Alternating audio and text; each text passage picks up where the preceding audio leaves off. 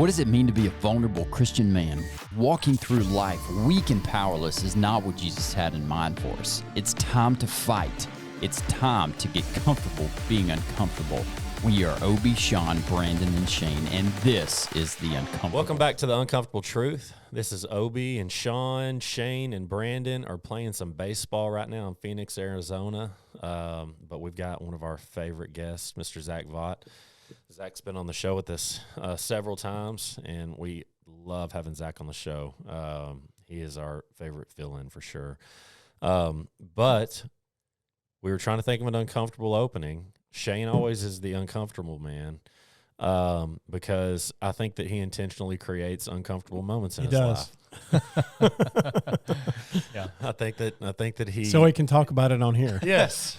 I gotta come up with something this week, man. We don't have an intro. Let's make this uncomfortable really fast.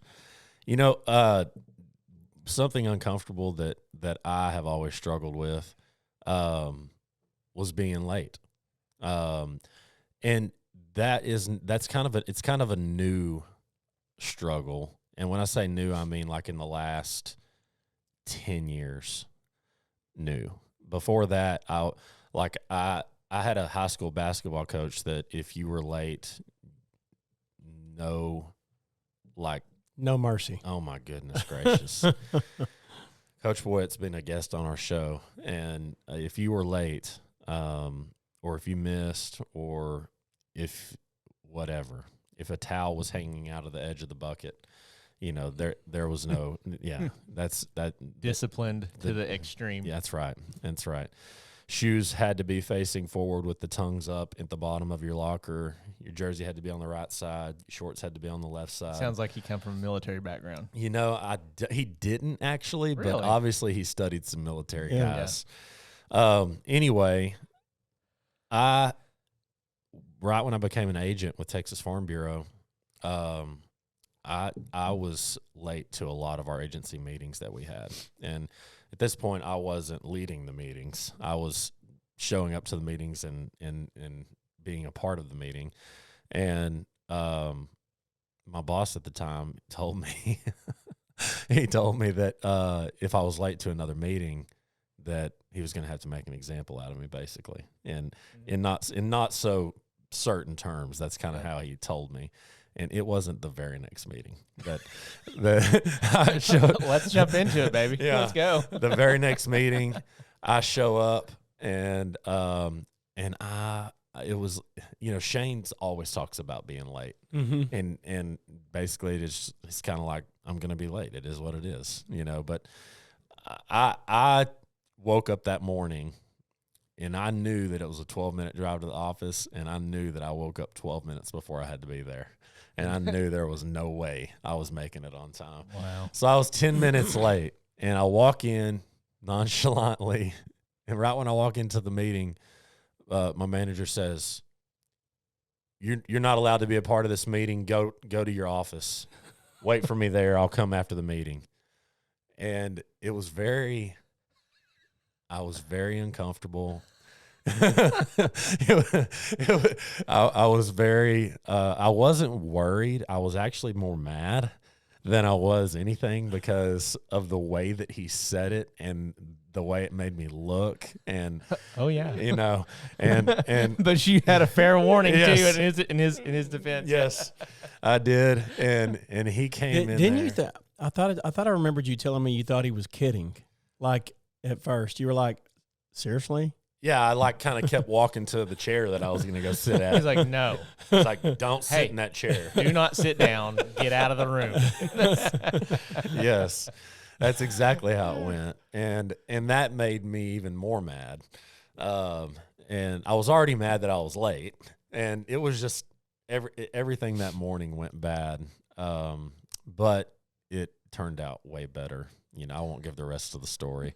It's basically like the dad that just says that, "Hey, come here. I'm going to slap this belt against the wall, and when you go out, make sure your mama knows that it hurts." That's exactly kind of how it was. He walked in and he's like, "You're not mad, are you?" And I'm like, he's like, "I had to do it." He's like, "I had to do it in front of everybody."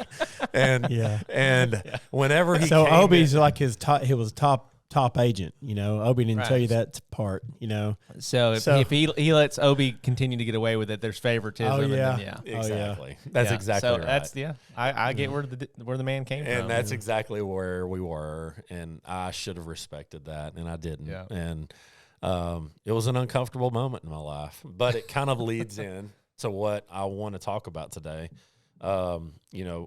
Each week whoever kind of has the word, just usually brings it, which I'm excited because I know that Zach has read this book that I brought in today that I kind of have flipped open to a page. This book is called The Ruthless Elimination of Hurry. Zach walked in, and I had the book sitting on the table here, and he's like, who's reading this? And you might not want to do that. And anyway, well, I'm going to do it. Our pastor recommended this book, and I'm not very far in it, but I've made a few little dog ears on some pages because I need to go back and make notes about the things that I'm reading on these pages. But this book is by John Mark Comer. He is a pastor of a church. I'm assuming he's still at the same church. I don't know, but it was up in Portland, Oregon. He made some changes, and again, I haven't gotten far enough into the book to know where those changes took him. You can shine some light on that, Zach, but essentially this man was a mega church pastor. I don't know what classifies a church as a mega church. Zach, do you know? I think it's 3,000 members plus. Okay. I think it could be 2,000 plus. 2,000 plus, somewhere in there. According to John Mark Comer, his church was growing. He was around 30, late 20s, early 30s. And his church was growing at about 1,000 members per year. And he'd been in it like 3 or 4 years, I think. Yeah. And so he was 33 when the Holy Spirit basically just kind of took a hold of him and wouldn't let go. Yeah. And it's funny because he used the same analogy in his book that I've kind of used in my life, which is like the Lord just stopped his train in its tracks and put him on a new track. Yeah. And then he's trying to figure out how this new track works. What do I have to do to get this train going on the track that I'm supposed to be on? And this book really, John Mark he talks about how type A he is. He talks about how he is just a driven, ambitious, like the guy that is never going to stop. He's always looking for that next thing to do, way to be productive, way to have an impact, way to, grow, lead, whatever you want to put into that column. He's always looking to do more of it. Right. And so he had realized through just kind of, I guess you could call it a sanctification process, that his biggest hurdle is the hurry in his life, and how he needs to, after talking with mentors and other men and other Christians that had been in the situation that he's in and had the same feelings and just didn't know what to do, one of his mentors tells him that he needs to ruthlessly eliminate hurry from his life. And then I'm assuming the rest of the book is going to go on and talk about how to eliminate hurry in your life and what it can do for your Christian walk. But I want to read a couple excerpts real quick, and then I want to pass it around and just kind of see what you guys think about this. But, he's talking about when the man says you must ruthlessly eliminate hurry from your life. And he said, basically, he scribbles this down in his journal, And, he said, sadly, this was before Twitter. Otherwise, that would have broken the internet when somebody said ruthlessly eliminate hurry from your life. And he was like, is that it? What else do I need to do in order to, like, get back on track? And he's like, nothing. All you need to do is focus on eliminating hurry from your life. And he said, when I first heard that, I felt a deep resonance with reality. He said, hurry is the root problem underneath so many of the symptoms of toxicity in our world. And yet his reply is not what I would have expected. I live in one of the most secular, progressive cities in America, but if you were to ask me, what is the great challenge to your spiritual life in Portland, I'm not sure what I would say. Most likely I'd say it's modernity or postmodernity, or liberal theology, or the popularization of prosperity gospel, or the redefinition of sexuality and marriage, or the eraser of gender, or internet porn, or the millions of questions people have about the violence in the Old Testament, or the fall of celebrity pastors. Maybe it's Donald Trump. I don't know. And he says, how do you answer that question? He said, I bet very few of us would default to hurry is the biggest problem. He said, but read the Bible. Satan doesn't show up as a demon with a pitchfork and gravely smoker voice, or a Will Ferrell with an electric guitar on fire on Saturday Night Live. He's far more intelligent than we give him credit. Today, you're far more likely to run into the enemy in the form of an alert on your phone while you're reading your Bible, or a multi-day Netflix binge, or a full-on dopamine addiction to Instagram, or Saturday morning at the office, or another soccer game on Sunday, or commitment after commitment after commitment after a commitment in a life of speed. He said, I'll say it this way. Corrie ten Boom once said, if the devil can't make you sin, he'll make you busy. And so I just want to leave it at that and see what you guys think about this, because I feel like that all three of us in this room, along with the two guys that aren't here today, struggle with this. There is no doubt about it. Yeah. When you said dopamine binge, one of the things that I immediately thought of is how the company we work for, whenever you go into the live screen, you can look at where you are, and if you're at the top, you're going, oh man, I'm still number one. Mm-hmm. I'm still at the top. I'm at the top of my district. I'm at the top of the state. I'm at the top of all 11 states, mm-hmm. And it's, and it automatically floods your brain with dopamine. And you're like, man, that makes me feel good. I'm up there, right. And so you're like, what do I got to do to stay there? You got to hurry. And go. You got to go. Yeah. You got to go pick up more customers. You got to do that. You got to, and so your mind, but it's the same way with social media. It's mm-hmm. the same way with everything we do. And, that really speaks to me because I am 1,000% in a hurry everywhere I go. I feel like whenever I'm in the truck headed to my next destination, I can't get there fast enough, right. And, oh, by the way, can I go ahead and shove in these 3 phone calls on the way there somehow and get to my next spot, in order to accomplish what I want to accomplish for the day or for the year or for the month or whatever it may. But it's like it's every day. Even coming here today, I couldn't get here fast enough.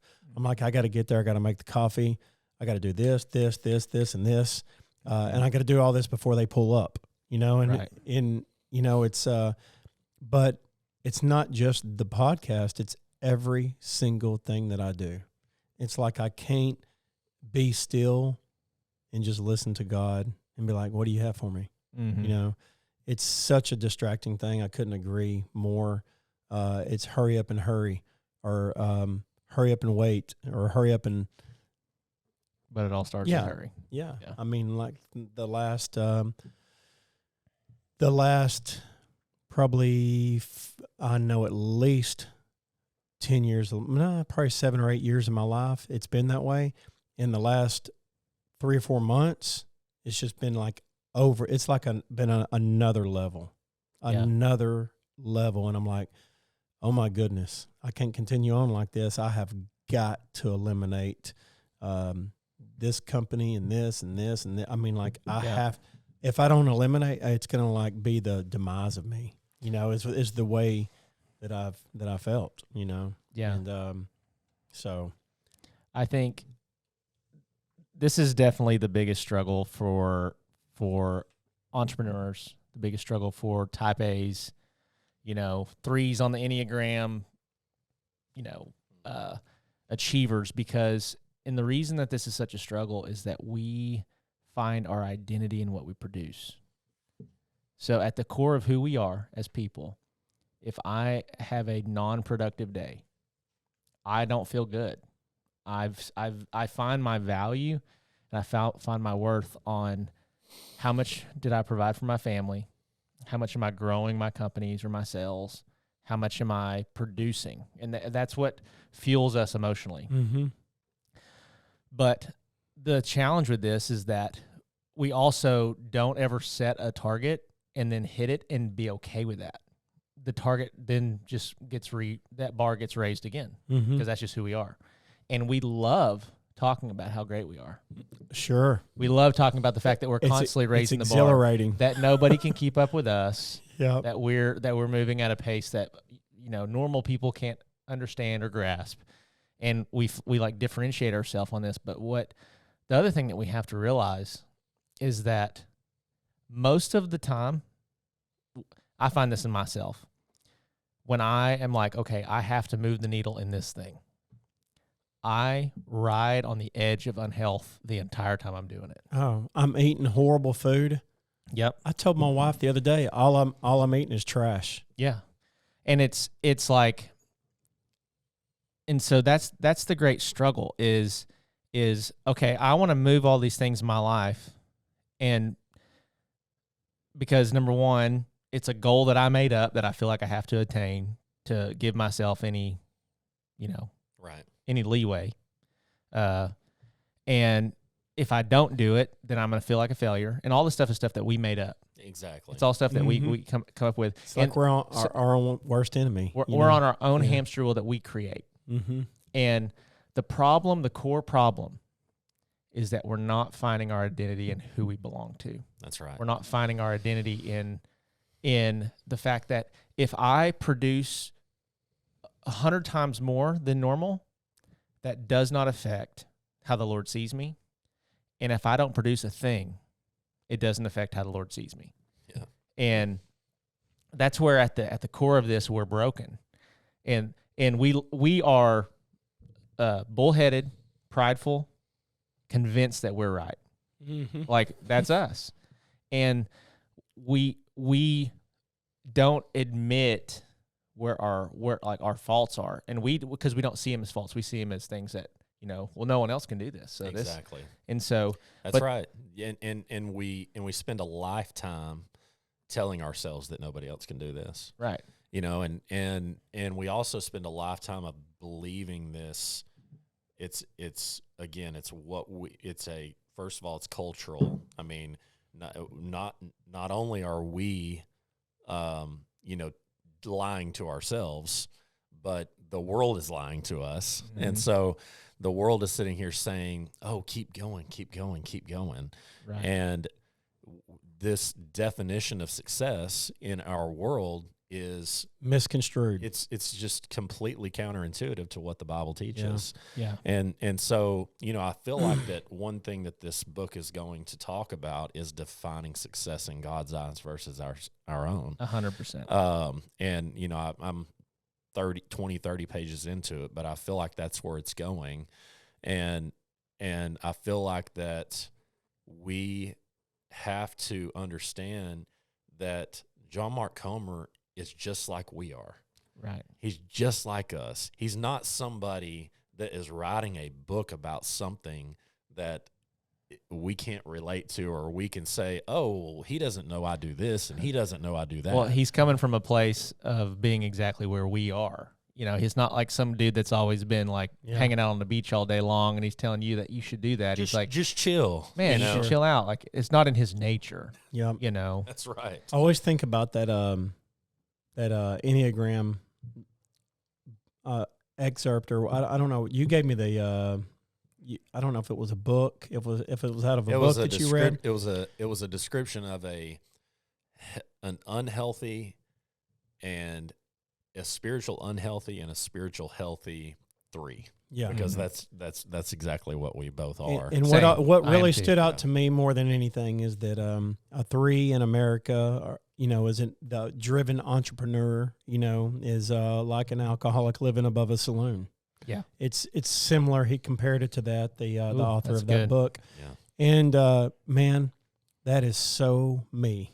That is so me. Because you have reinforcement from everyone in your life that says, man, Sean, you're killing it, bro. Keep going, keep doing it, keep doing it. And you love it and you eat that up. Yes. But you don't do it for that. You don't do it for the recognition.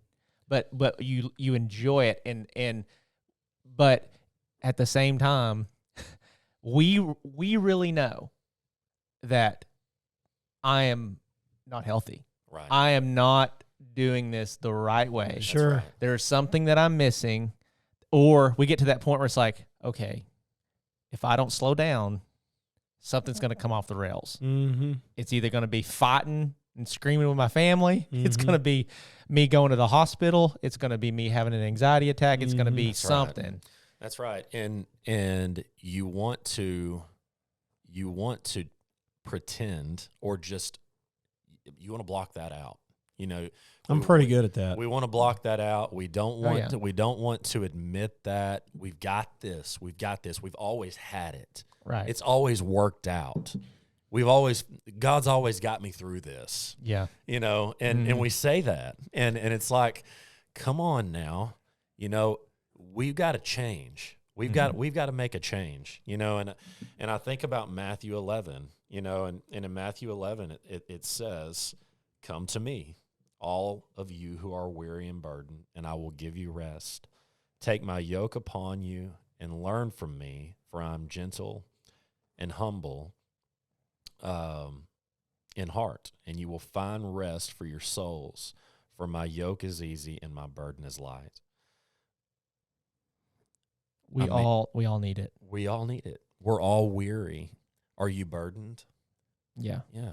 We all are. And where we go wrong, and this is just speaking to the entrepreneurs, the business owners, the pastors, the driven people out there, is just like, we go wrong because we convince ourselves we don't need it.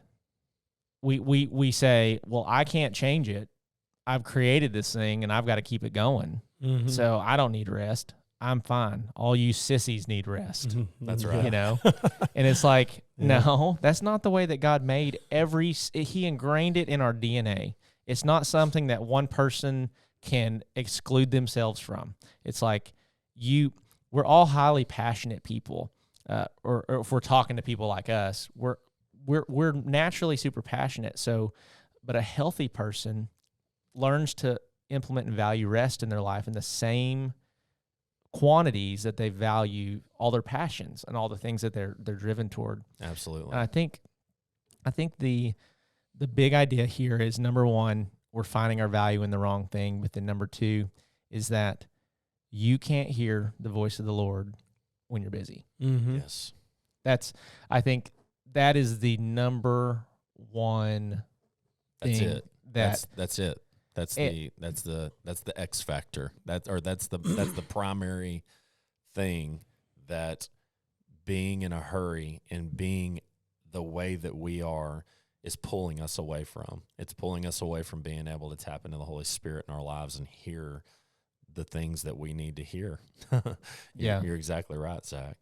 Well, and I think all of us would say that confidently that we all think that we're good men, and that, like, I think I'm a good man and I think y'all are good men. But if you looked at, okay, how often are we actually like helping and making a difference in other people's lives? It's the seasons when we're not going as fast that we actually make a much bigger difference in other people's lives. Sure. It's It's where like- a greater impact comes. Yeah, and it's like God almost has to have somebody that's moving slow enough to even see. You know, if you're going in a race car going 250 miles an hour, you can't see anything. Like you're just tunnel visioned, and you can't see anything that you're passing on the side of the road. But if you're in a place where you can actually slow down and see other people around you, it's like God's like, okay, I'll give you an opportunity for influence. Yeah. You know, and you might, and here's the deal too, is like you might have influence on a podcast. You might have influence because you're producing all these things and you're using the World Wide Web to get it out there to people. But at the end of the day, the most impactful things are when you're looking somebody in the eye and you're saying, let me pray for you for that. Sure. How can I encourage you today? What do you need? You know, and the same thing with our families is it's like being present. yeah. You know, like last fall, my wife and I, we went to Jackson Hole, Wyoming to get away. I was like, we've had a crazy year. We've been growing a business, growing a ministry. And for the first 2 days we were there, it was like, how do we just sit and talk to each other about whatever, you know? Because it's just like you get it's anxiousness. Yeah. You know, I mean, you're It's- like, we're supposed to be doing something productive. Like I can't sit. I can't sit. We got it. Let's just go. Let's go do something. I Right. totally know the feeling that you're talking Yeah. about. 2 nights ago, my wife and I, we were both on our laptops, and they were both open, and we were sitting side by side, and we weren't talking for like 45 minutes, and finally I looked over and I was like, and it was like 9:30, almost 10 o'clock at night. I said, "What are we doing?" Mhm. I was, and we were both working, and I said, "Dude, like we're missing the boat here, you know." Mhm. And I was like, "We shut your laptop. Like we gotta get off these things." It's Yeah. and yeah, I mean it's real. And hurry up and hurry. You know, I mean it's a real thing, and it's a great way that Satan distracts us. Absolutely. You know, we're just kind of wrapping this up. You know, I just felt a word, you know, from the Lord last night, you know, reading this book, thinking, you know, we've got to talk about this. It's got to be something that we're actively talking about, because we are creatures of habit, and we will fall back into that rat race. Yeah. You know, I guess that's kind of the best way to put it. You know, it might be our own individual rat race, whatever it is that gets us going, that gets us that dopamine rush in us, whatever it is, you know. I feel like that we need to continue to hold each other accountable, hold the people accountable in your lives that you see living that way, because it's very likely that they're not tied into the Holy Spirit. And I feel like that in my life, whenever I'm that way, just like you said, Zach, I'm not hearing from the Lord. I'm not. I might be wanting to, but I don't think that, You know. and I think that's very true. I think that we might still have the same desire, but how many things do we desire that our actions don't line up with? right. We all desire 6-pack. We all desire to, Right. you know, get 8.5 hours of sleep at night. We all 6-pack abs. yeah. Yes. Six pack. Yeah. Sound like you? Oh. It's We all kind of desire like Did I just say 6-pack of beer. Yeah. Man, I can't wait to get off this podcast and go get that 6-pack now. Yes, we all desire 6-pack abs. Yes. A great night of sleep every night, but we don't do it. We don't do it. So our desires and our actions, they are completely different things. Yeah. Oftentimes, and so we have to be very conscious of the fact that I desire to have a relationship with the Lord, but man, what kind of fruit is this tree producing? Yeah. You know. Absolutely. Well, make sure that your tree is producing the fruit that God would have it produce, and the main fruit of that tree is to go out and make disciples, and to go out and tell people about Jesus, and to go out and spread His name and do kingdom work for Him and glorify Him in everything that we do. And so I want to encourage you with that today. Encourage you to ruthlessly eliminate hurry from your life. Before you check off and sign out, make sure you hit the bell. Make sure you subscribe to our podcast. on YouTube, and you can check us out on all the other major podcast platforms. But go out and kick the day in the face, and we'll catch you on the next one.